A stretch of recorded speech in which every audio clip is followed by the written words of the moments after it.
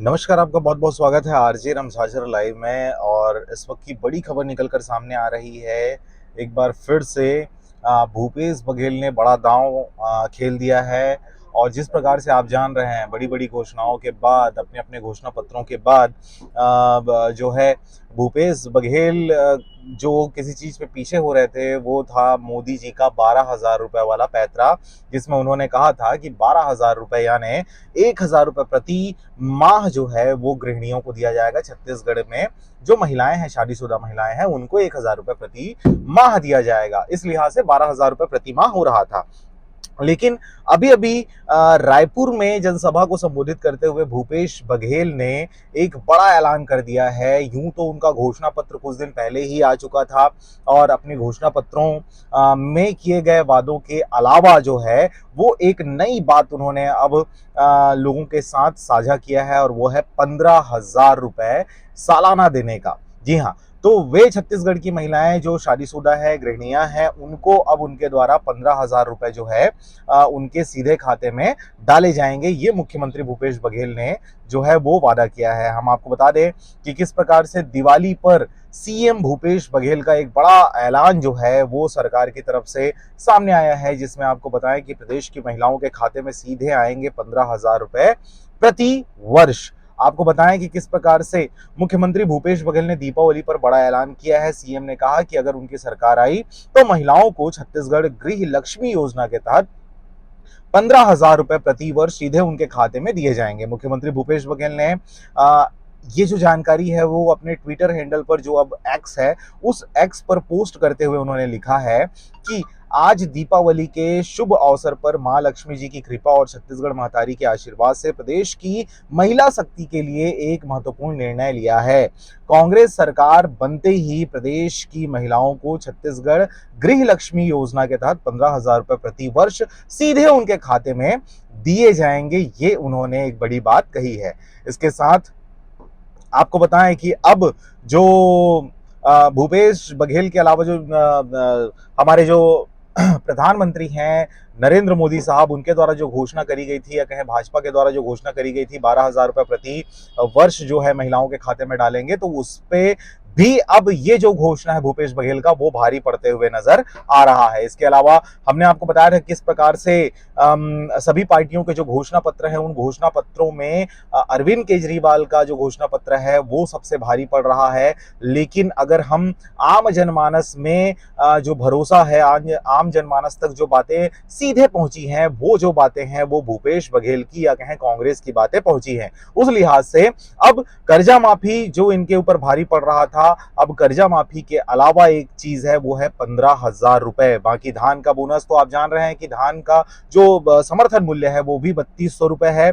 साथ ही आपका जो धान खरीदी का जो क्वांटिटी है वो है 20 क्विंटल। तो सभी लिहाज से अगर बात करें तो भूपेश बघेल, या कहें कांग्रेस की जो सरकार है, उनके जो घोषणाएं हैं वो घोषणाएं कहीं ना कहीं भारतीय जनता पार्टी के ऊपर भारी पड़ रही है। लेकिन अगर जमीनी स्तर की बात कहें, जब चुनाव प्रचार की बात आती है, आचार संहिता लगा हुआ है, इस दौरान भारतीय जनता पार्टी के जो समर्थक हैं या भारतीय जनता पार्टी के जो कार्यकर्ता हैं, वो लगातार गांव गांव, शहर शहर, गली गली, मोहल्ले मोहल्ले जाकर जमीनी स्तर पर प्रचार करते हुए नजर आ रहे हैं। लेकिन पिछली दफा जिस प्रकार से कांग्रेस ने सरकार बनाया था, उसी प्रकार से इस बार भी उनको सरकार बनाने का एक तरह से विश्वास है, भरोसा है, अटूट एक तरह से उनको अपने ऊपर विश्वास हो चला है। आवश्यकता ज्यादा विश्वास करते हुए इस बार के प्रत्याशी जो हैं वो देखे जा रहे हैं। शायद यही वजह है कि वे जमीनी स्तर पर जिस प्रकार से गांव गली मोहल्लों में प्रचार प्रसार होना चाहिए, जैसे लोगों से सीधे संवाद किया जाना चाहिए,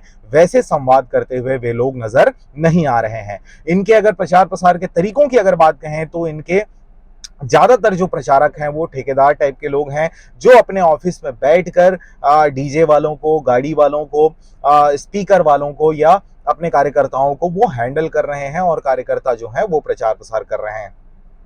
लेकिन अगर जमीनी स्तर पर भारतीय जनता पार्टी की बात कहें तो सभी क्षेत्र में, चाहे हम बिलासपुर संभाग के किसी भी क्षेत्र की बात कहें, वहां पर हर जगह पर इनके जो कार्यकर्ता हैं वो सीधे संवाद करते हुए नजर आ रहे हैं।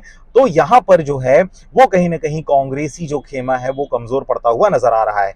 दूसरी बात आपके सामने ये भी रखना चाहेंगे कि आप जानते हैं कि छत्तीसगढ़ में भूपेश बघेल के ऊपर दांव लगाया गया है, या कहें भूपेश बघेल के चेहरे पर चुनाव लड़ा जा रहा है। लेकिन भारतीय जनता पार्टी की अगर बात कहें तो यहां पर सीधे सीधे नरेंद्र मोदी भूपेश बघेल के सामने खड़े हुए हैं। यही वजह है कि मुंगेली जिले में कल 13 तारीख को नरेंद्र मोदी जी स्वयं यहां पर आने वाले हैं, और ये पहला मौका होगा कि मुंगेली जिले में सीधे किसी प्रधानमंत्री के द्वारा संवाद किया जाएगा। इस दौरान और क्या नई घोषणाएं उनके द्वारा की जाती हैं, सुनने में ये भी आ रहा है कि मुंगेली जिला के लिए कोई बड़ी घोषणा नरेंद्र मोदी के द्वारा की जा सकती है, लेकिन ये तो उनके आने के बाद ही पता चलेगा। अगर हम शहर की बात कहें, गांव गली चौबारे की अगर बात कहें, तो लगातार जो एसपीजीज के जो कमांडो हैं, पुलिस जो फोर्स है, मिलिट्री के जो फोर्स हैं, सीआरपीएफ की जो टीम है, बटालियन जो है, वो लगातार गांव गली मोहल्लों में अब अपने चेक पोस्ट लगा दिए हैं, और हर जगह पर आपको पुलिस वाले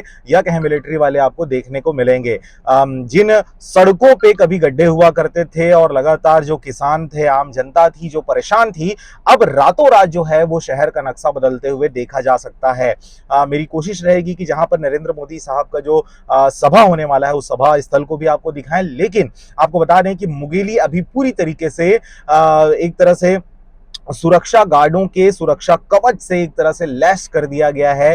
लगातार हेलीकॉप्टर के माध्यम से यहाँ पर नजर जो है वो रखा जा रहा है। कल जो कार्यक्रम इनका होना है वो नुनिया कछार गांव है, और नुनिया कछार गांव से पहले जो खैरवार और खैरवार का जो बॉर्डर है वहां पर जो पुलिस का जो क्वार्टर बनाया गया है, या कहें पुलिस ग्राउंड जो है, उस पुलिस ग्राउंड में उनका हेलीकॉप्टर लैंड करने वाला है, और उनके वहां पर उतरने के बाद फिर बाई रोड जो है वो गिद्धा बाईपास वाले रोड में नुनिया कछार के पास उनका सभा होना है। तो इस पूरे क्षेत्र को एक तरह से पूरा प्रोटेक्टेड कर दिया गया है। लगातार हेलीकॉप्टर जो है वो उड़ उड़ के ऊपर से निगरानी रख रही है, और उनके कार्यक्रम के होते तक यहाँ पर निगरानी रखा जाएगा। कार्यक्रम कल होना है, लेकिन उस कार्यक्रम के पहले से ही 2 दिन पहले से ही सुरक्षा गार्ड्स जो हैं वो इस पूरे क्षेत्र को अपने हैंडओवर में ले लिए हैं।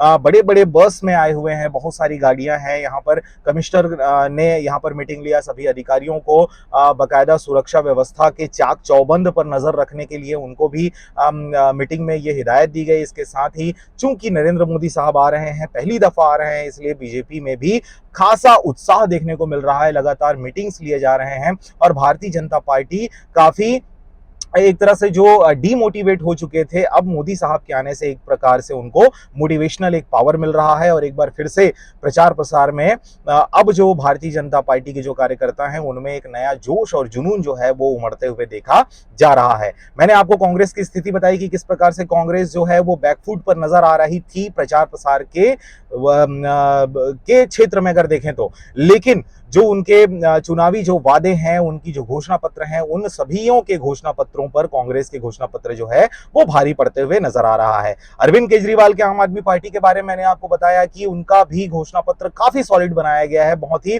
किफायती और बहुत ही कारगर है, जो कि किसानों के हित में है। लेकिन उनकी बातों को मुखरित करने के लिए ग्राउंड स्तर पर उनके जो जनप्रतिनिधि जिनको टिकट दिया गया है, ऐसे लोग प्रचार प्रसार नहीं कर पा रहे हैं, जनता तक अपनी आवाज को, अपनी पार्टी की बातों को नहीं पहुंचा पा रहे हैं। यही वजह है कि उनको, आम आदमी पार्टी को बैकफुट या कहें इस चुनाव में तो कहीं पर ये नजर नहीं आ रहे हैं। इनसे ज्यादा प्रचार प्रसार तो निर्दलीय प्रत्याशी जो हैं वो करते हुए नजर आ रहे हैं। बहरहाल इस लाइव में इतना ही। मैंने आपको जानकारी दी कि किस प्रकार से 15,000 रुपए अब प्रति वर्ष जो है महिलाओं के खाते में भूपेश बघेल डालने वाले हैं। नरेंद्र मोदी जो है वो 12,000 रुपए डालने की बात कहते हैं, जिस पर भारी पड़ते हुए अब भूपेश बघेल की यह जो घोषणा है दीपावली के पर्व पर दिया गया जो एक तरह से उपहार कहें, वो अब भारतीय जनता पार्टी के सभी घोषणाओं पर भारी पड़ते हुए नजर आ रहा है। फिलहाल दीपावली की आप सभी को बहुत बहुत शुभकामनाएं। आरजे रमझाझर के सभी दर्शकों को दीपावली पर्व, धनतेरस पर्व, सुरहुत्ती की आप सबको बहुत बहुत बधाइयां और बहुत बहुत शुभकामनाएं। आपके ऊपर धन की बारिश हो, आप लगातार कामयाब होते रहें, यही मनोकामनाओं के साथ इस वीडियो में इतना ही। नमस्कार।